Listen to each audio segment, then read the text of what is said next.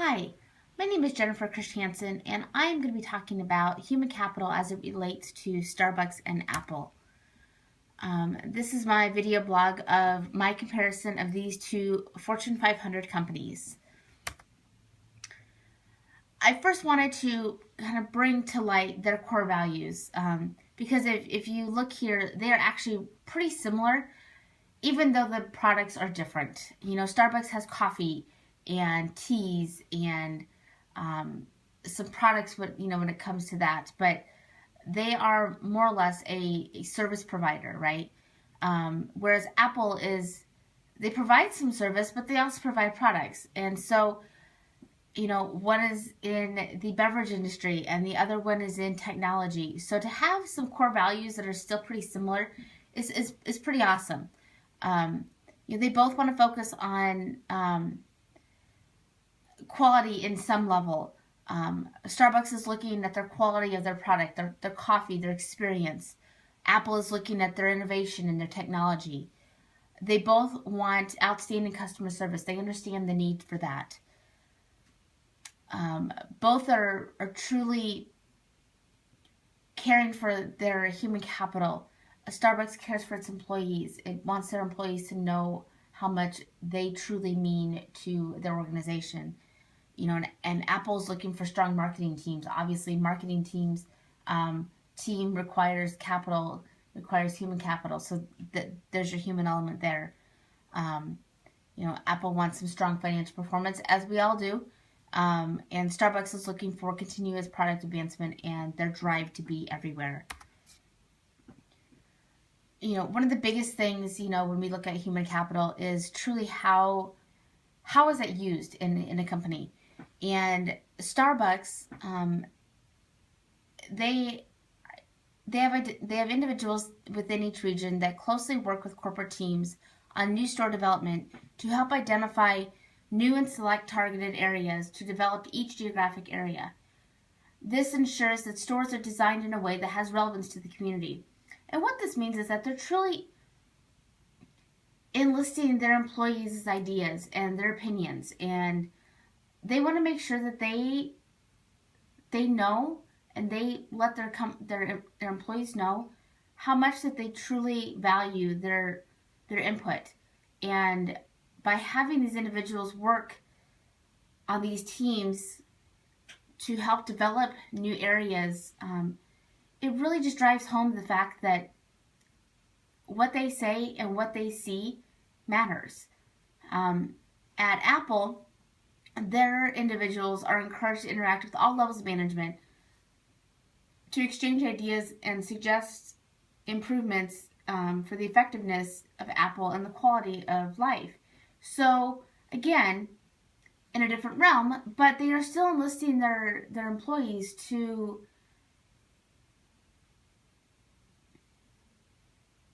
help grow their company, to help make them a better company by being able to interact with management at different levels.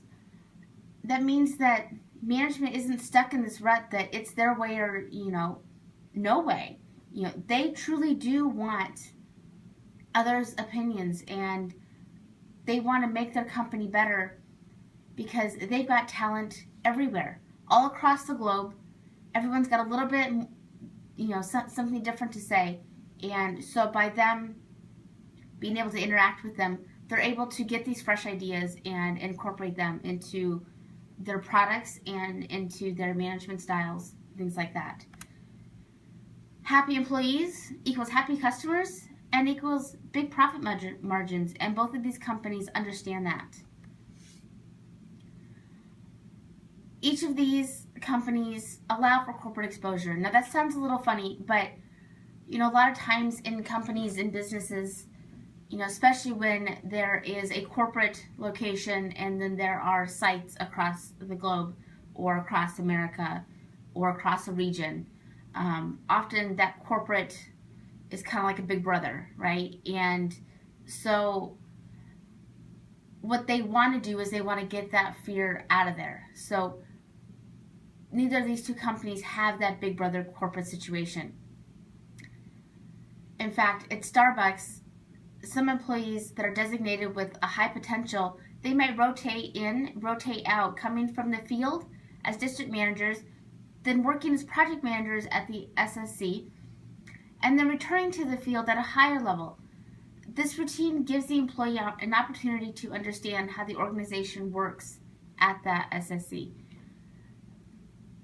They're saying that they don't really want to keep them at the SSC for too long because the freshness from the field doesn't last very long, and it is important to rotate them in and get them out and get them back in the customer's perspective. And at Apple, they're saying that, it's really easy to move within the company to get a fresh outlook without having to change employers completely. So if you need to stretch or improve your skill set, there are plenty of opportunities for advancement. And both of these is really saying, let's go get a taste for what corporate has to offer and what corporate is doing. While I'm at corporate, I'm going to tell you what I've seen in the field, what I've seen in this other department, and let me help you make the company better. So being able to go to corporate really gives them a voice. But both these companies are saying, we don't want to keep them here. There are positions everywhere across both these organizations, and, certain talents lead for them to be in these field positions. And so, yes, of course, there's going to be positions at the corporate level that they are going to hire for. But in their minds, it is truly important to keep great field people out in the field, helping customers, building the technology, working with the growers, working with the community. They recognize that while it is important that they come in, it's also important that they get back out there, because the more that they're out there, the more that they can come back again and give them some more perspective. Each of these companies use their employees as a method of marketing. In fact, Starbucks doesn't use any marketing other than their employees. In their mind, the baristas are the communicators of their brand. And that is why it is so hugely and vastly important that they educate the baristas on how to brew the perfect cup, how to talk with customers, explain what they've got going on, help them really master that experience that they are there to give their customers. They want their baristas to make a connection with the customers at the store level because it's a key component of their strategy.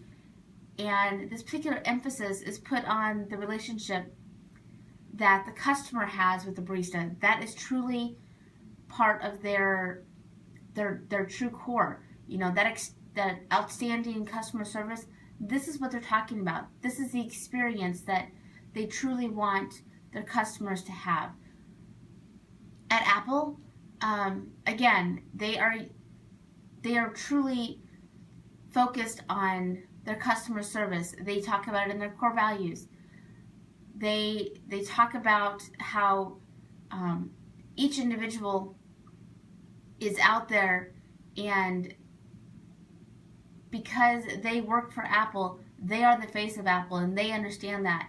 And so knowing that, they truly honor individuality, their human dignity, I apologize, and equality. They want people to be themselves, interact with the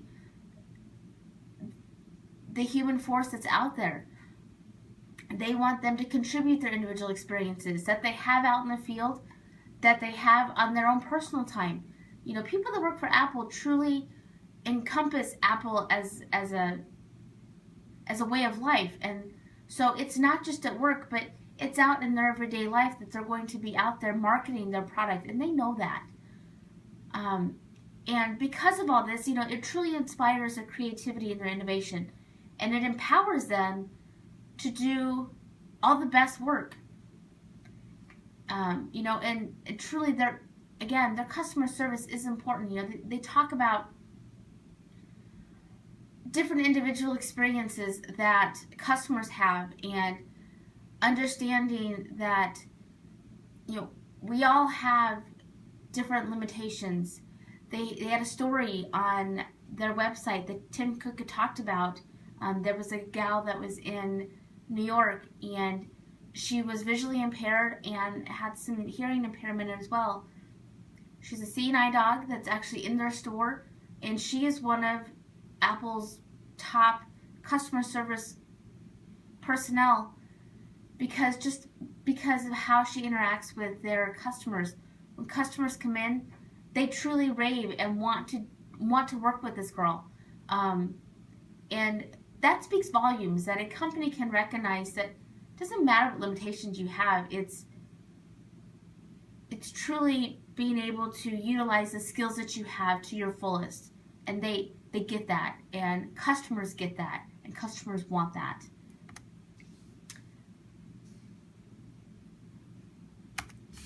These companies are both offering stock benefits to their employees. That's a huge benefit. And, you know, at Starbucks, regardless of their positions, they're all called partners because they all receive stock options. In fact, both of these companies offer stock options. That's a huge benefit, you know, to their human capital, and it really makes their human capital that much stronger. It makes their company that much more competitive when you look out at, you know, the competition of Starbucks and the competition of Apple. In fact, at Starbucks, their name of their corporate headquarters, that SSC, is the Starbucks Support Center. And what this truly does is it reflects the central management's role as an information support provider. Both of these companies are also offering education benefits. So, you know, if we're looking at competitive value for a human capital perspective, this is a huge benefit. You know, Starbucks is actually providing free online college education to thousands of its workers. And while they're in the program, if they're done with their college degree and they want to move on, Starbucks says go. You know, I hope you had a great experience here, and I hope that you've learned a lot, and go out there and grow in the world. You know, Apple may not be saying that, but they are offering $5,000 annually for tuition reimbursement.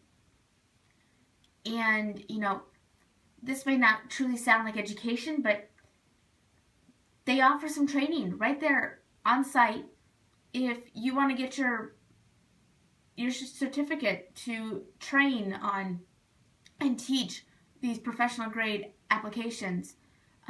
They will offer this for somebody to be able to go do. If you truly think that's what you want to do, they will do that for you. They will allow you to grow and expand. This goes back to, let's understand who our human capital is, and let's help them grow and get to the place that they want to be, because at the end of the day, when they are better educated, when they are happier individuals, when they are more fulfilled, the company does better. They will seek the rewards in profits and in tenure as a company as a whole. Both these companies offer perks for part-time individuals. You know, it's in this day and age, it's not unheard of for there to be part-time workers out there. You know, there's lots of them. Whether they're going to school, whether they're, you know, a stay-at-home mom that maybe needs to work during the day while the kids are in class, whether they're a stay-at-home dad, you know, there's so many things that, there's so many opportunities that they are not letting slip by even offering these benefits for part-time employees. Both of these companies are offering their part-time employees health insurance benefits. That's huge. Right now, it's even mandated. You cannot be in this world, live in America, without having health insurance. In fact, you can even get penalized on your taxes. So it's pretty awesome that they are allowing this benefit to continue and to be there for these people. There are some really strong supplier relationships. Again, this goes back to the competitive edge. Starbucks works with their with their suppliers, and they really prefer to have these long-term relationships. They build and they grow and they nurture with their suppliers. They want a long-standing relationship. This isn't a, I'm going to go out and shop for the cheaper price. They truly want a partner with their suppliers, and they want to cultivate them, and they want their supplier to grow with them. They truly see this as a benefit to them, and rightfully so. I mean, honestly, it takes time and money, and when you lose a vendor, it's very similar to losing an employee. You've lost all that investment. So they don't want to do that. They truly want to work with these people to help grow them and to help grow Starbucks. So it is a true partnership in their mind. At Apple, they are continually working to strengthen their supplier code of conduct, and they are trying to, implement safer, more ethical working conditions. Again, instead of just, if there was something non-compliant, they're not going to just get rid of their supplier. They want to work with those suppliers, and they want to fix it. In their mind, again, very similar to Starbucks. It takes a lot of time. It takes a lot of effort to truly find a supplier that you can be partners with. And so if there are issues, that Apple sees, they want to go work with that partner, and they want to fix those issues.